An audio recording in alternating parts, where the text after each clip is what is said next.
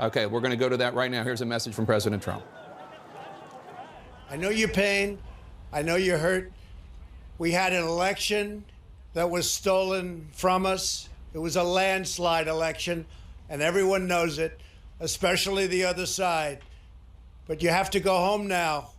We have to have peace. We have to have law and order. We have to respect our great people in law and order. We don't want anybody hurt. It's a very tough period of time.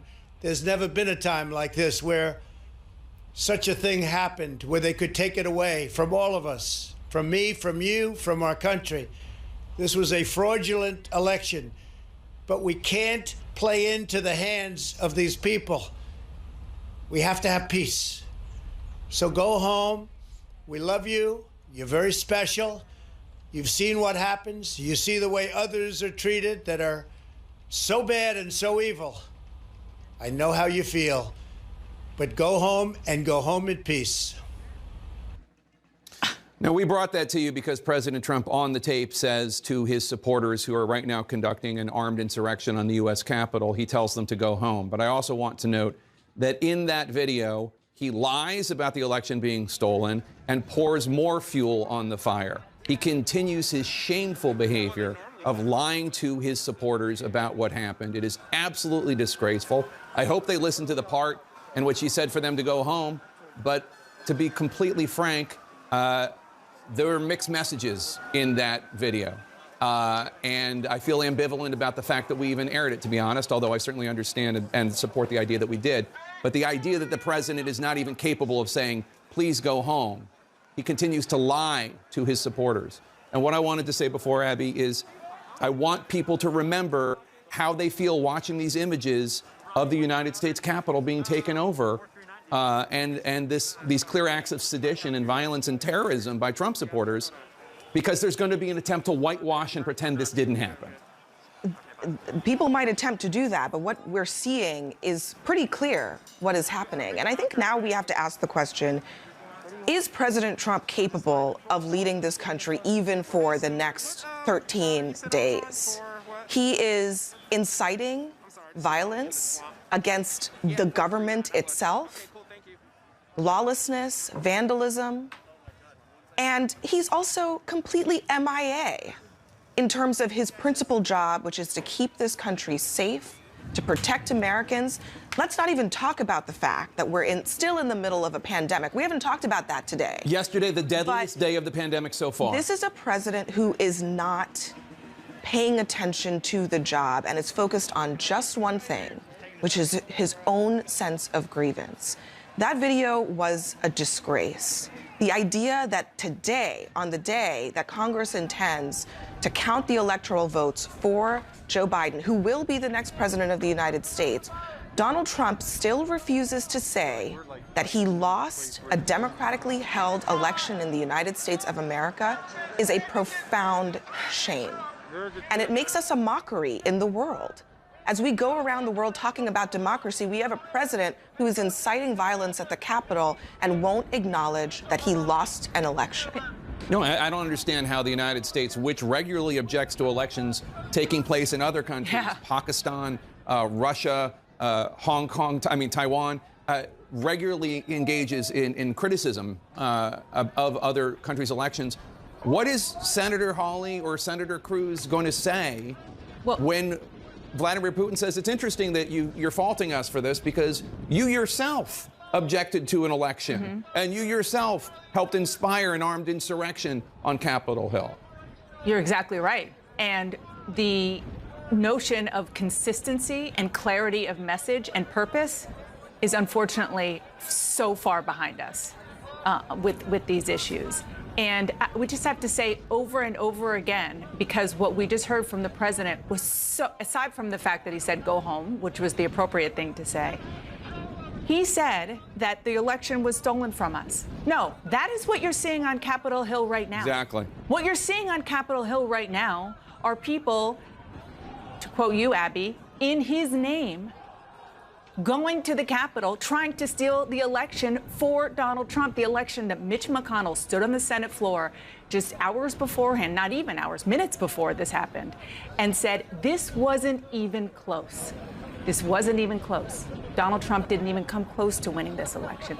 That is the reality. That is the top Republican in the United States Senate saying that, and saying it for a reason. And the Republicans you were talking about, Josh Hawley, I don't know yet about him, but Senator Cruz, I'm already hearing from an aide to him, this is not what he wanted. I think he also tweeted, violence is not the right way to go, so on and so forth, that he was doing his constitutional duty, which might not duty. He's doing what is allowed in the Constitution. No, but he wasn't. Well, and he was calling for something else. Right. Well, Democrats in the past, this is almost besides the point because of what's going on here, but Democrats in the past, and you've pointed this out, have objected during this process, but they haven't done it at the behest of a candidate who refuses to concede the election. That has never happened, and that is the big difference here, because that is what these people, these rioters, are responding to. They're responding to the president and his enablers on Capitol Hill. I think about how we started this day, and I not looking back too far, but just to recall that hours ago, we were talking about the way in which Republicans had fed these conspiracy theories and coddled them for many, many months and even years, living in this imaginary world created by Donald Trump. And they had lost control of that, not knowing that hours later we'd be looking at this incredible scene.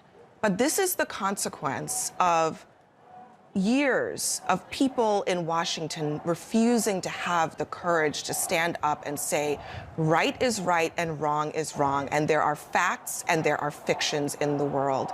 And there was a time in this town when the differences between the two parties were about policy, they were about taxation, they were about the role of government. Now the differences between the two parties are about who believes in facts and who doesn't. That should not be the case, but that is what we are dealing with right now. And I know, because I talk to Republicans all the time who privately will say that they want to get back to that time where they were talking about things that really mattered, but they can't, because they have nurtured this monster and now it is devouring them. Ulysses S. Grant said in 1861, there are now but two parties, patriots and traitors. And it is time for the Kevin McCarthys and the Josh Hawleys of the world to decide which party they're in. I have my idea about what that might be. Anderson? Jake, thanks very much.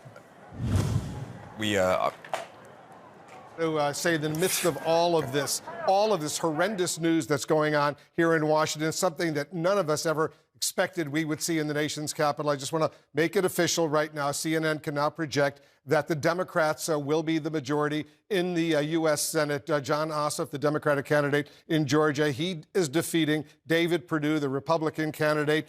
Earlier, we projected that the Democrat Raphael Warnock will beat Kelly Loeffler, the Republican candidate. So it's 50-50 in the new U.S. Senate. But the new Vice President of the United States, Kamala Harris, she will be, according to the Constitution, the president of the Senate, so she will break the ties. So the Democrats will be in the majority, the Republicans will be in the minority. Anderson, this is important, but let's get back to this explosive situation that's developing here in the nation's capital. As I keep saying, something I never thought I would see.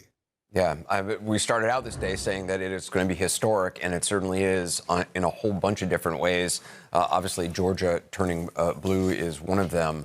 But we continue to watch the situation where there are still insurrectionists, treasonous people on the grounds of the Capitol, high-fiving each other, as you see there, just wandering around. Police are trying to maintain order, trying to get control back of the building and its grounds. David Axelrod, we heard from President-elect Biden saying, President Trump, stand up, speak out. President did release a video that was frankly shameful. Not exactly what Biden had in mind, I think. How do you see this day?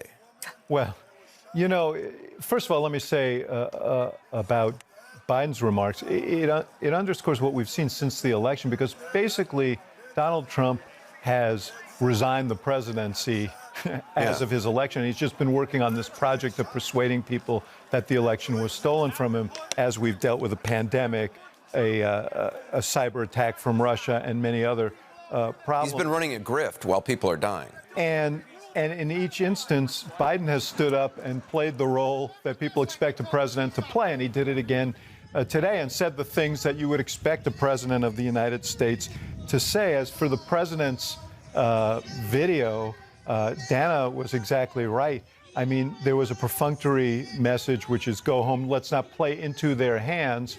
But as he called these treasonous folks very special. And he repeated the idea that the election was stolen from us, stolen from you, stolen from our country. That is the jet fuel that is propelling this insurrection at the Capitol, this lie. And he just used the video to repeat it again.